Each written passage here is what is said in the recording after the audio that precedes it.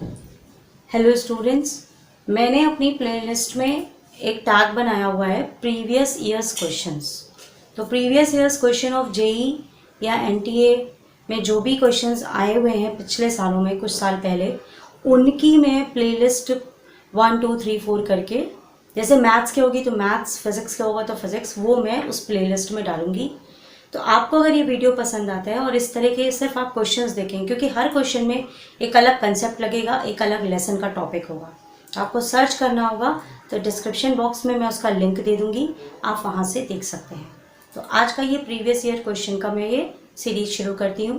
पहला क्वेश्चन आपके सामने है, the tangent to the graph y is equal to f x at the point x is equal to a forms an angle of pi by 3 with x-axis and at the point x is equal to b forms an angle of pi by 4. Find the value of this. इस question में आप ध्यान दीजिए, function है, graph है, angles हैं और ये इंटीग्रेशन करना है, वो भी डेफिनेट इंटीग्रल। तो यानी ये जो क्वेश्चन है आपके कई टॉपिक्स का मिक्सचर है। तो अब आप इसको कैसे सॉल्व करेंगे? सबसे पहले आप यहाँ पे देखिए, आपको जो इंटीग्रेशन करना है वो डेफिनेट इंटीग्रल है, आपकी लिमिट्स है a और b। दूसरी चीज आपका इस तरीके से दिया हुआ है, तो आपका एक फॉर्मूला होता है ex fx plus f dash x, और ये आपको इंटीग्रेट करना होता है किसी वैल्यूज पे, मान लीजिए a टू b। तो आपका इसका जो इंटीग्रेशन होता है वो होता है ex fx, ये आपका एक फॉर्मूला है।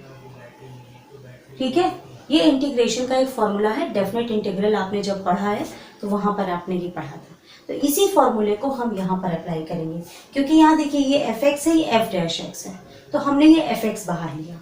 अब इसी तरह से इस क्वेश्चन में क्या है, एफ डैश एक्स है और एफ डबल डैश एक्स है। तो हमारा जो इसका आंसर आएगा वो होगा ई एक्स एफ डैश एक्स, और आपकी लिमिट हो जाएगी ए टू बी। ये आपका फर्स्ट स्टेप हो गया, यानी यहाँ पर आपका इंटीग्रेशन कंप्लीट। अब आपको a और b की वैल्यूज रखनी है। ठीक है, अब a और b की जो वैल्यूज रखोगे तो आप कैसे रखोगे, e b f dash b minus e a f dash a। Clear? अब आप यहाँ पर ये देखिए कि आपका यहाँ लिखा हुआ है कि जब पॉइंट A है, it makes an angle of pi by 3। Pi by 3 वो एंगल बना रहा है, यानी जब हमारा किसी लाइन से कोई ये एंगल बना रहा है एक्स एक्सिस पर, और ये एंगल आपका पाई बाई 3 है, यानी आपको इस लाइन का स्लोप चाहिए, और स्लोप का आपका फॉर्मूला होता है m is equal to tan theta. तो यानी आपको ये जो एंगल्स है पाई बाई 3, इनका tan थीटा निकालना है। m of tan pi by 3 मतलब tan पाई बाई 3 और tan पाई बाई 4। तो b के लिए आपकी जो वैल्यू है वो tan पाई बाई 4 है, और a के लिए जो वैल्यू है tan पाई बाई 3। तो आपका अगर tan पाई बाई 3 आप निकालते हो बेटा, तो ये 60 डिग्री हो गया, tan 60 डिग्री, तो ये आपका हो जाएगा अंडर रूट 3। और आप tan पाई बाई 4 निकालिएगा तो ये आपका हो जाएगा 45 डिग्री, यानी अल्टीमेटली ये आपका हो गया 1। क्लियर? तो अब यहाँ पर हम रखेंगे, और हमको इसका एफ डैश क्यों नहीं करना, क्योंकि आपका जो स्लोप होता है वो m is equal to tan theta होता है, और स्लोप को हम लिखते हैं dy बाई डी एक्स, और dy बाई डी एक्स क्या होता है, f डैश एक्स। पूरी बात आपको क्लियर हो गई कि यहाँ पर ये हमने ये जो एंगल्स थे इनका tan थीटा क्यों निकाला, क्योंकि स्लोप क्या होता है m is equal to tan theta, और दूसरी चीज m क्या होता है dy बाई डी एक्स, और dy बाई डी एक्स क्या होता है f डैश एक्स। मेरे ख्याल से ये कंसेप्ट अब आपको समझ में आ गया होगा। अब हम यहाँ पर वैल्यूज रखेंगे, तो f ऑफ b आपका क्या है, पाई बाई 4। तो आपका ये हो गया ई बी, और ये 1 हो गया, माइनस ई ए, और ये आपका अंडर रूट 3 हो गया।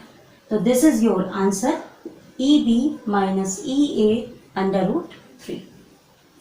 आई think the question is clear to you now. तो यानी यहाँ आपका इंटीग्रेशन का लिमिट का डेफिनेट इंटीग्रल, वैल्यूज कैसे रखते हैं, अपर लिमिट में से लोअर लिमिट को घटाते हैं। देखिए b पहले लिखिएगा, a मत लिखिएगा। तो ये इतनी चीजें आपने इस क्वेश्चन में पढ़ी। इसके बाद अब आपको next question, second question, find the value of a plus b i is equal to cos log i 4i। ये आपका क्वेश्चन। इस क्वेश्चन में देखिए आई भी लिखा हुआ है, यानी ये कॉम्प्लेक्स नंबर का क्वेश्चन है, रियल वैल्यूज और इमेजिनरी वैल्यू। दूसरी विधि आपको यहाँ से वैल्यू निकालनी है जिसमें लॉग और कॉस थीटा यानी ट्रिग्नोमेट्रिक फंक्शंस इन्वॉल्व है। ठीक, अब हम देखिए इसको कैसे बेटा सॉल्व करेंगे। Cos log i 4i। यहाँ पर एक चीज आपको बताऊंगी कि अगर आपके पास एक क्वेश्चन है log a to the power b, तो आप इसको ऐसे लिखेंगे b log a। पता है तो अच्छी बात है, लेकिन बताना मेरा काम है। cos 4 log i। अब ये कैसे हम सॉल्व करें? हमने पढ़ा है log 1 0 है, log 100 log 10 1 है और इसी तरह से, लेकिन log i की वैल्यू कैसे निकालें? सबसे बड़ा प्रॉब्लम। log i की वैल्यू निकालने के लिए आप क्या करेंगे? यूलर थ्योरम यूज करेंगे। यूलर थ्योरम, यूलर थ्योरम क्या है? cos theta plus i sine theta is equal to e i theta, समझ लीजिए। क्लियर? अब आपको यहां आई चाहिए। आपको अगर आई चाहिए तो यानी ये वैल्यू आपकी थीटा की 0 होनी चाहिए और ये वैल्यू का आई बच जाना चाहिए, यानी साइन थीटा की वैल्यू 1 हो जाए तो ये आई बना जाएगा और कॉस थीटा की वैल्यू 0 हो जाए तो साइन 90 1 होता है तो 1 से ये मल्टीप्लाई हो जाएगा और कॉस 90 0 होता है, तो यानी आपका ये क्या बन जाएगा? Cos π/2 plus i sign π/2। अगर आप कर लेते हो तो आपका ये 0 हो जाएगा और ये i इंटू 1 हो जाएगा और आपका आंसर क्या आ जाएगा? i। अब यानी थीटा की जगह आपको ये लिखना है, यानी इसका आंसर क्या हो जाएगा? e i π/2। तो यानी इस i की जगह हम लिख सकते हैं e i pi theta by π/2। ये एकदम क्लियर हो गया। तो ये यूलर थ्योरम है। अब इसको हमने यहाँ रखा cos 4 log e i π/2। अब यहां पर एक फंक्शन और लॉग का बताएंगे। अगर आपका लॉग ई कहीं होता है तो इसकी वैल्यू 1 हो जाती है। लॉग ई अगर लिखा रहेगा तो वैल्यू 1 हो जाएगी, यानी ये पूरा आपका 1 हो गया। क्लियर? तो ये आपका हो जाएगा cos 4i है, सॉरी 4i इंटू ये आपका क्या हो जाएगा? π/2 i π/2। लॉग ई केवल हटेगा। अब इसके बाद आपने ये दोनों किया तो ये आपका सॉल्व हो गया, 2 आ गया तो आपका क्या बन गया? cos 2πi²। कॉम्प्लेक्स में आई स्क्वायर की वैल्यू -1, यानी हमारा आंसर हो जाएगा cos -2π। अब cos 2π आपका -1 होता है और -2π है तो ये आंसर आपका 1 हो गया। क्लियर? जब आंसर आपका 1 हो गया तो अब इसको हम किस तरह से लिखेंगे?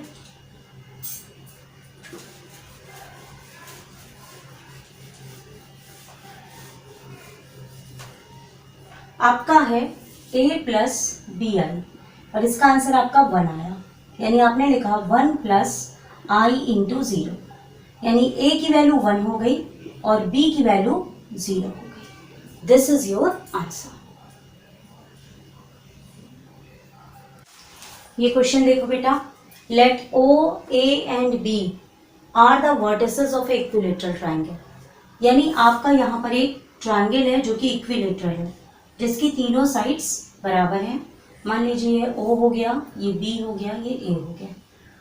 ठीक, ये है 0,0, ये आपका है B,37 और ये आपका है A,11। हमें ये जो A और B यूज हुए इनकी रिलेशनशिप निकालनी है।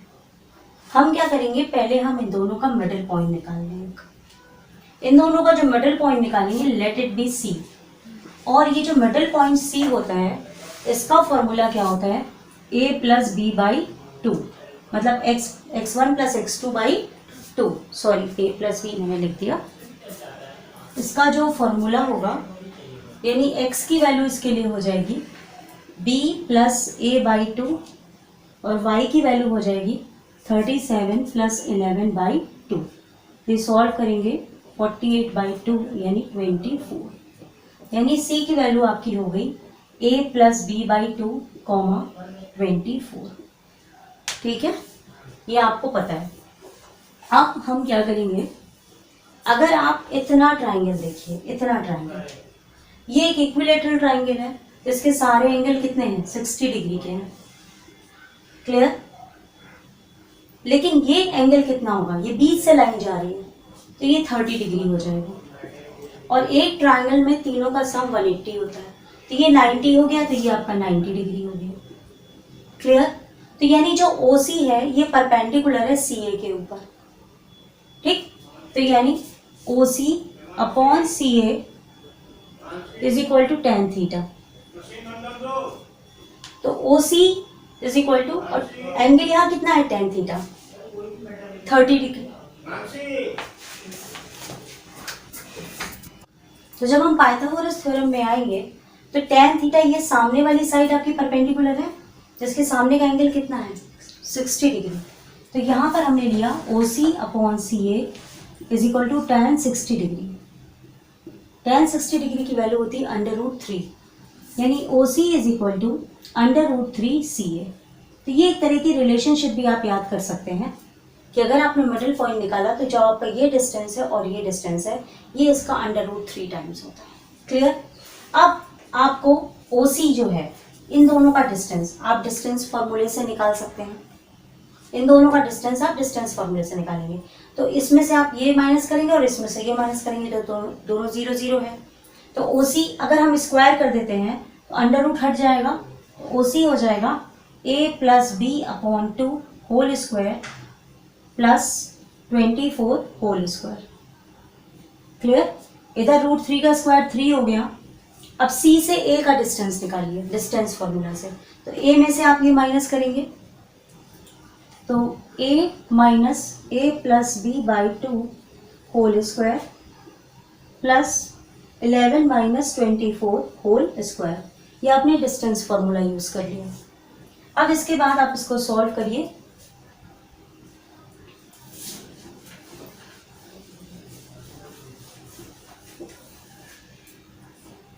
ये हो जाएगा आपका a square plus b square upon 4 plus 24 का square 576 is equal to 3।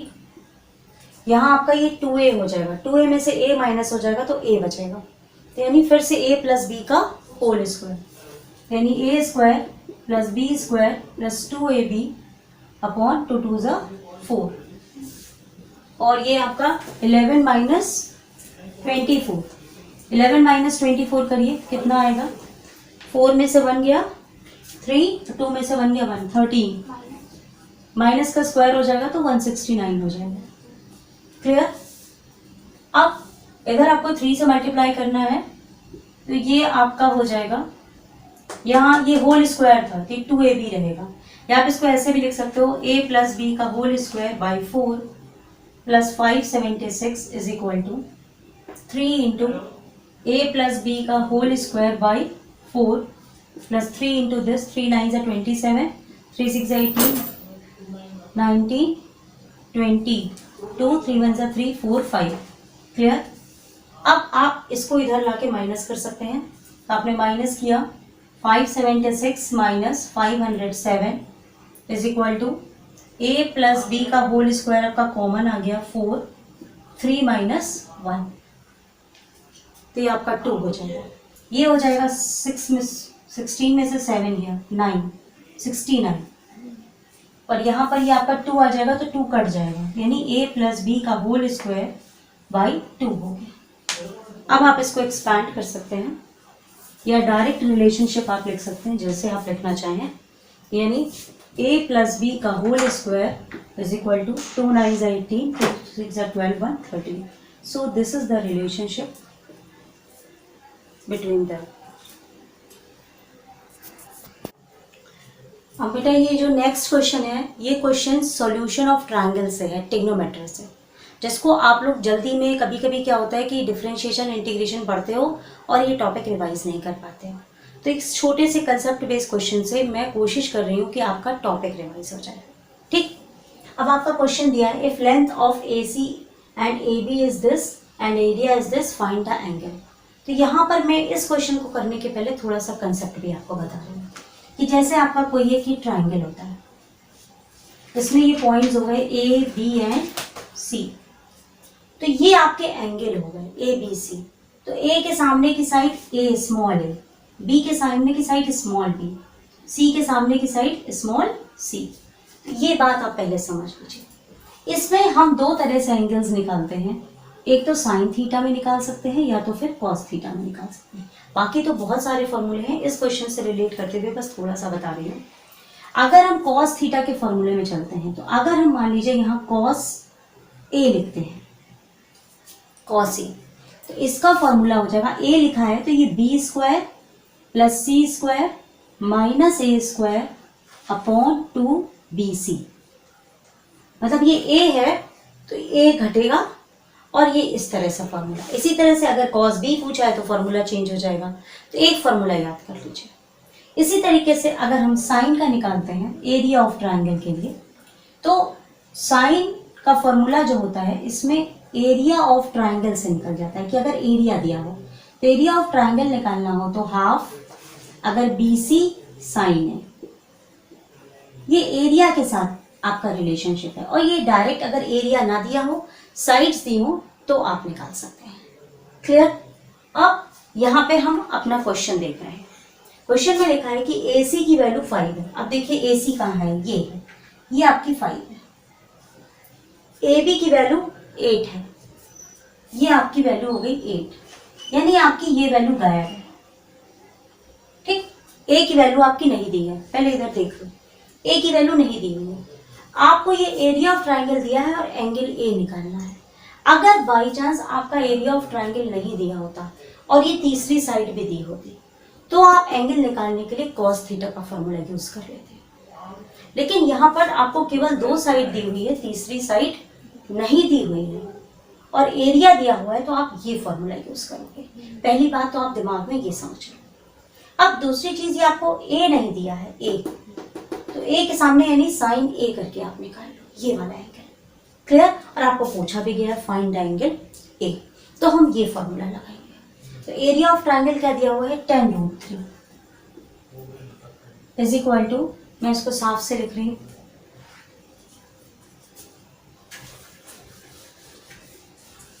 Area of triangle आपका क्या है, tan√3 हाफ, अब BC, B का 5, C का 8, 5 × 8 साइन A यानी एंगल। क्लियर? अब आपको ये भी समझ में आ गया कि आप साइन थीटा का फॉर्मूला कब लगाओगे और कॉस थीटा का फॉर्मूला कब लगाओगे। तो tan√3 × 2 5 × 8 is equal to sine A। ये आपका हो गया 5 2 × 10, 2 2 × 4, 2 × 8, यानी √3/2। अब साइन थीटा में कब √3/2 होता है, 60 डिग्री पर, यानी एंगल A की वैल्यू आपकी आ गई 60 डिग्री। तो ये जो क्वेश्चन मैंने लिया है सॉल्यूशन ऑफ ट्रायंगल्स रिवाइज करने के लिए। अब ये नेक्स्ट क्वेश्चन देखिए, इस तरह का क्वेश्चन, ये भी ट्रिग्नोमेट्री का क्वेश्चन है कि आपको ये 2 इक्वेशंस दी हुई हैं और आपको पूछा जा रहा है किसी एक एंगल की वैल्यू, लेकिन आप यहाँ देखिए वो जो एंगल C लिखा हुआ है वो इसमें कहीं नहीं है। तो आप पहली बात समझिए कि कोई भी अगर एंगल होता है तो A + B + C = 180 डिग्री होता है, और यहाँ पर आपको A और B दिया है, तो आप A और B की वैल्यू निकाल करके आप 180 से माइनस कर दीजिएगा तो आपको C की वैल्यू आ जाएगी। ये बेस है। अब इस क्वेश्चन को हम कैसे करेंगे बेटा, जब भी आपका इस तरह का क्वेश्चन हो तो आप उनको स्क्वायर करके ऐड करिए या मल्टीप्लाई करिए तो आपको जवाब मिल जाएगा। तो मैं इसको स्क्वायर करूंगी और ऐड करूंगी। अब आप इसको फर्स्ट वाले को स्क्वायर करिए तो 9 sin square A 16 cos square B plus 2ab, 2 3 = 6 4 = 24 sin A cos B = 36। इसी तरह आप सेकंड करिए, 16 sine square B 9 cos square A plus वही चीज़ है तो 24, लेकिन ये साइन बी है और ये कॉस ए है और ये 1 हो गया। अगर आप इन दोनों को जोड़ेंगे तो 9 कॉमन लेंगे तो ये और ये ऐड होगा तो साइन स्क्वायर कॉस स्क्वायर 1 हो जाएगा, और ये ऐड होगा तो ये साइन स्क्वायर और कॉस स्क्वायर भी 1 हो जाएगा। तो ये आपका बनेगा 9 प्लस 16। क्लियर? यहाँ पर आपका 24 कॉमन हो जाएगा और ये बनेगा sine A cos B plus sine B cos A, और ये हो जाएगा 37। ये हो गया 25 उधर माइनस कर दीजिए, 2 आ गया और ये 12 हो गया। देखिए 25 है, उधर गया तो ये 12 हो गया। अब ये जो फॉर्मूला है ये किसका फॉर्मूला है? साइन ए प्लस बी का, और ये हो जाएगा 12 और ये 24 है, ये इधर डिवाइड हो गया तो ये हो गया 1/2। अब साइन थीटा की वैल्यू 1/2 कब होती है? 30 डिग्री पर। क्लियर? तो sine A plus B is equal to sine 30 degree, यानी ए प्लस बी की जो वैल्यू है वो 30 डिग्री आ गई। हाँ। आप इसको 30 डिग्री भी समझ सकते हैं या 150 डिग्री भी समझ सकते हैं, लेकिन ए प्लस बी की वैल्यू आपकी 30 डिग्री होगी। तो आपको सी अगर निकालना है तो 180 माइनस 30 डिग्री, यानी आपका आंसर क्या हो गया? 150। लेकिन आप अगर यहाँ पे इस तरह से सॉल्यूशन देखिए तो आपका क्या आ रहा है कि दो एंगल्स का जो सम है वो 30 डिग्री आ रहा है, और तीसरा जो एंगल आ रहा है वो आपका एक सिंगल एंगल 150 आ रहा है। तो आप जब इसको सॉल्व करेंगे, मैंने यहाँ जब आपका निकाला है sine A plus B is equal to sine 30 degree, तो आप इसको साइन 30 डिग्री भी 1/2 लिख सकते हैं, या आप इसको साइन 150 भी लिख सकते हैं, क्योंकि ये दोनों क्वाड्रेंट में ही आपका, क्योंकि आपका जो साइन थीटा होता है वो फर्स्ट क्वाड्रेंट सेकंड क्वाड्रेंट दोनों में ही पॉजिटिव है। तो दो एंगल का सम 30 डिग्री कभी नहीं हो सकता, दो एंगल का सम बड़ा वाला ही होगा। तो इसलिए हम जो वैल्यू लेके चलेंगे वो a plus B is equal to 150 लेंगे, 30 नहीं लेंगे। इसलिए जब हम तीसरा एंगल यहाँ पर निकालेंगे तो हम यहाँ 30 नहीं माइनस करेंगे बल्कि 150 माइनस करेंगे, और आपका इसका आंसर हो जाएगा 30 डिग्री। तो जब आप इस तरह से क्वेश्चन सॉल्व कीजिएगा तो ये याद रखिएगा कि कभी भी कोई एक एंगल बहुत बड़ा नहीं होता और दो एंगल का सम 30 डिग्री नहीं हो पाएगा। क्लियर? तो ऑप्शंस जब आप टिक करेंगे तो ध्यान से करिएगा।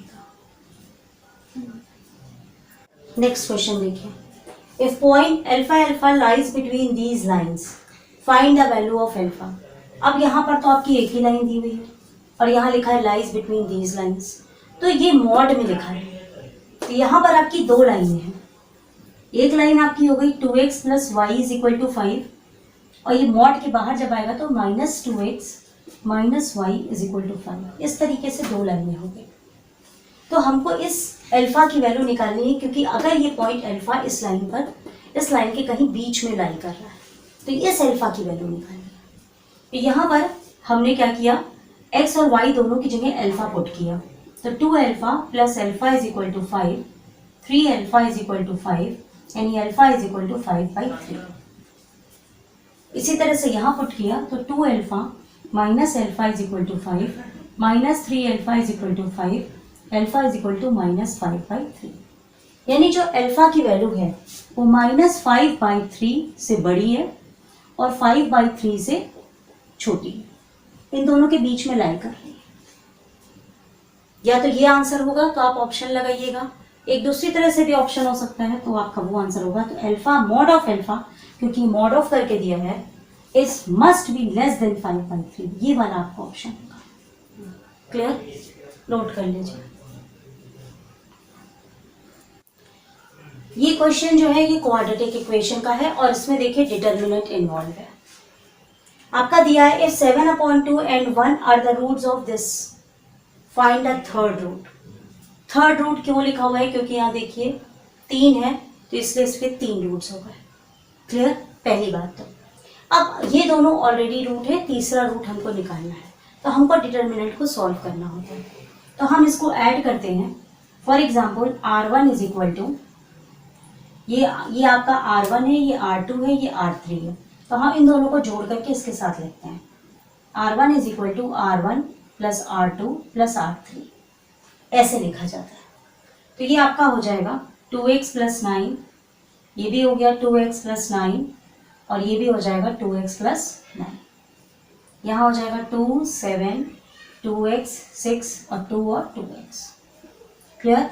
2x प्लस 9 को आप कॉमन ले लीजिए, तो आपका हो जाएगा 1, 1, 1, 2, 2x और 2, 7, 6 और 2x इज इक्वल टू 0। आप इसको पूरा सॉल्व भी कर सकते हैं, उसमें कोई दिक्कत नहीं है, लेकिन आप यहीं से भी आंसर लिख सकते हैं।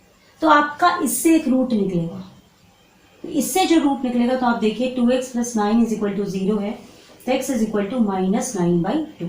तो ये आपका थर्ड रूट हो गया, क्योंकि ये थर्ड रूट यहाँ पर नहीं दिया गया। मान लीजिए बेटा, ये नेक्स्ट क्वेश्चन आपके सामने है, find sum up to n terms, और ये आपकी सीरीज दी हुई है। ठीक है, अब अगर आप सबसे पहले क्या करिए, जब भी आपको सम ऑफ n टर्म्स दिया हो, आपको सीरीज देखनी है कि वो सीरीज AP में है कि GP में है, कि अर्थमेटिक और ज्योमेट्रिक दोनों सीरीज का मिक्सचर है। सबसे पहले आपको ये टेस्ट करना पड़ता है। तो अब आप इसको देखिए, ये हो गई log A इंटू आर, यानी log A plus log R हम इसको लिख सकते हैं। इसके बाद ये देखिए log A plus log R square, जब ये R स्क्वायर है तो ये हमारा 2 log R हो सकता है। क्लियर? हमें निकालना है find sum up to n terms. अब ये देखिए, ये एक AP सीरीज आ रही है जिसका फर्स्ट टर्म log A है और उसमें कॉमन डिफरेंस log R आ रहा है। यहाँ पे कुछ नहीं है, यहाँ log R ऐड हुआ, यहाँ 2 log R ऐड हुआ, तो यानी ये एक AP सीरीज है। AP सीरीज का सम निकालने के लिए मेरे पास दो फॉर्मूले होते हैं, n/2 2a plus n-1 into D. दूसरा फॉर्मूला होता है सम ऑफ सीरीज निकालने के लिए n/2 first term plus last term. तो ये दो फॉर्मूलाज होते हैं, आपको पता है, मैंने सब रिवाइज करवाए हैं। ठीक है, तो यानी हमको इसमें अगर आप देखिए, यहाँ n टर्म से चलेंगे तो इस तरीके से है, और अगर हम लास्ट टर्म से चलेंगे तो हमारे लिए आसान हो जाएगा, क्योंकि लास्ट लॉग का क्वेश्चन है। तो n/2 हो जाएगा, a फर्स्ट टर्म पता है, लास्ट टर्म हम निकाल लेंगे। तो लास्ट टर्म किसी भी सीरीज का निकालने के लिए हमारे पास जो फॉर्मूला होता है बेटा, वो होता है Tn is equal to a plus n-1 into d. तो यहाँ पर फर्स्ट टर्म क्या है, log A प्लस n-1, और d की जगह आपका क्या आ रहा है, log R। तो ये आपका लास्ट टर्म हो गया। अब अगर देखा जाए तो ये दोनों मल्टीप्लाई करके है, या आप इसको ऐसे ही पढ़ा रहने दीजिए। ठीक, अब आपका फॉर्मूला हो गया सम ऑफ n टर्म्स का, n/2 फर्स्ट टर्म और लास्ट टर्म। ठीक, तो हमने इसको अप्लाई किया, sum of term is equal to n/2, first term आपका क्या है, log A, और लास्ट टर्म आपका ये है, तो आपने ये पूरा लिख दिया फिर से, log A plus n-1 into log R। Clear? तो अब आप यहाँ पर हो जाएगा n/2, आपका log A 2 बार आ रहा है, तो 2 log A plus n-1 into log R। Clear? अब जब भी ऐसे ये होता है तो ये पावर से ऊपर चली जाती है। ठीक है, इसको मैं रब कर रही हूँ।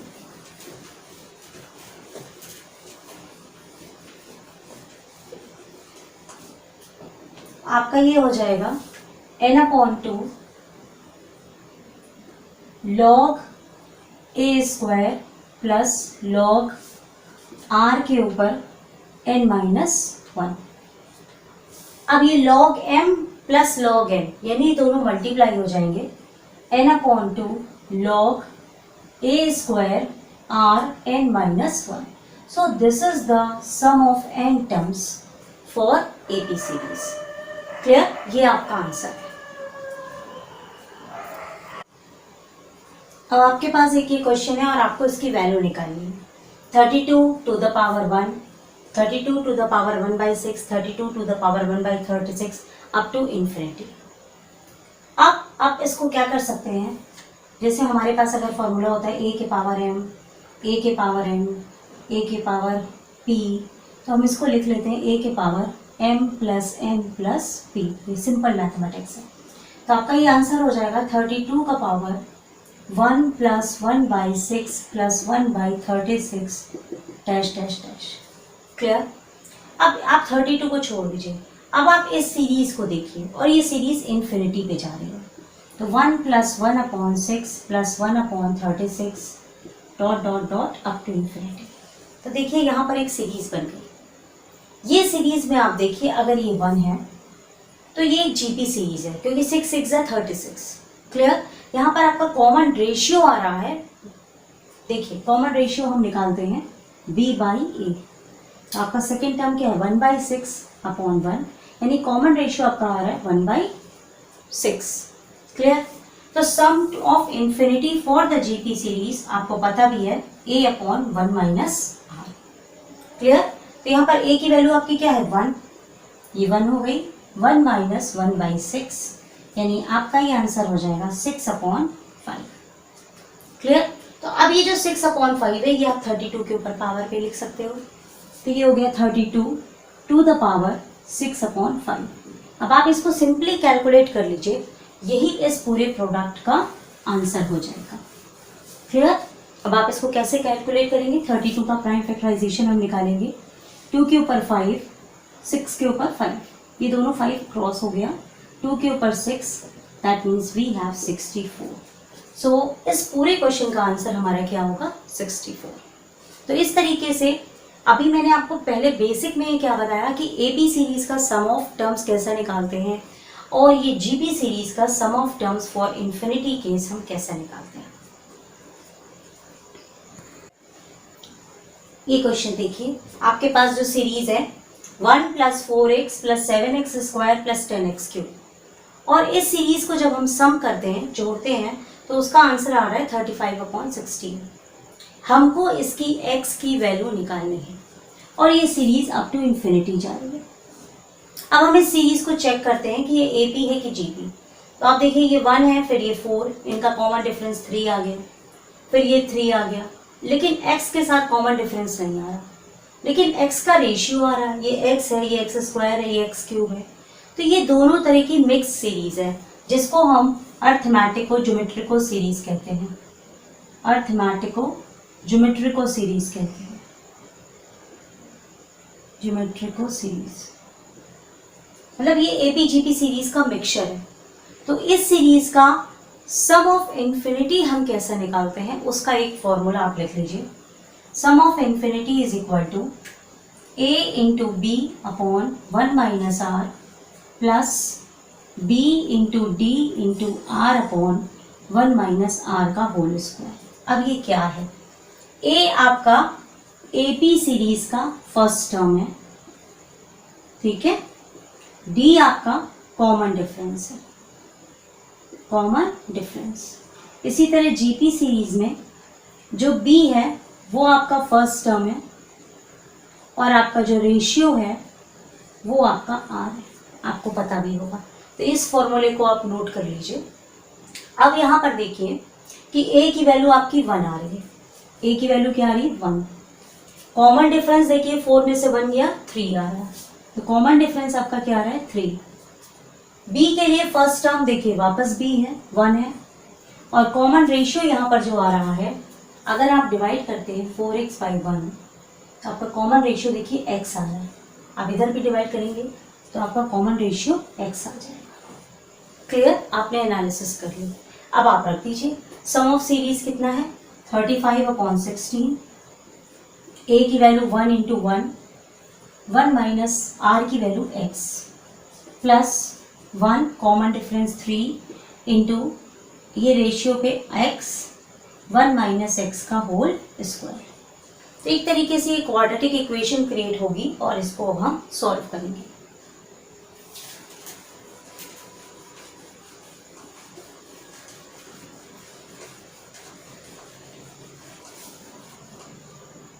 सॉल्व कीजिएगा बेटा। 35/16 is equal to 1/1 minus x plus 3x/1 minus x का whole square.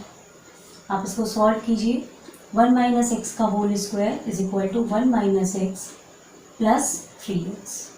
That means 1 plus 2x/1 minus x का होल स्क्वायर। इसके बाद आप क्रॉस मल्टीप्लाई करेंगे। क्रॉस मल्टीप्लाई जब आप करेंगे तो आपको एक क्वाड्रेटिक इक्वेशन मिलेगी, फिर आप उसको सॉल्व करेंगे तो जो आंसर आएगा वही आपकी x की वैल्यू। क्लियर? चलिए इसको सॉल्व कर लेते हैं। ये हो जाएगा 35 1 माइनस एक्स का whole square 16 1 plus 2x। Clear?